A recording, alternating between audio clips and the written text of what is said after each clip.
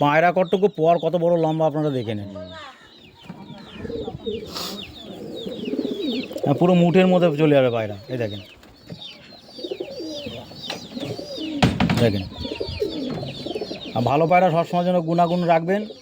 এসব হাত পা খুব সরু সরু হয় আর এরকম গিট গিট হয়, যে এরকম জায়গায় গিট হবে, এরকম জায়গায় গিট হবে, এরকম জায়গায় গিট হবে।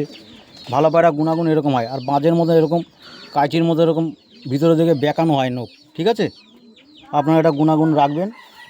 আশা করি আমি ছোটো ভাই হিসাবে কতটা বোঝাতে পারছি আপনাদের জানি না। হয়তো আমি একদিন পায়রার পুরো ডিটেল বলবো এদের কত গুণাগুণ হয়।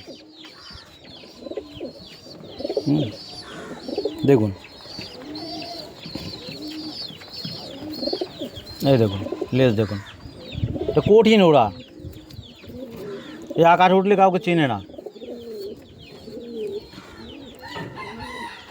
চোখ দেখুন, পায়রাটা ভয়তে মুখ দিয়ে নিঃশ্বাস ছাড়ছে, কোনো রোগ ব্যাধি নেই, কোনো অসুবিধা নেই। দেখুন এটা মালবাই।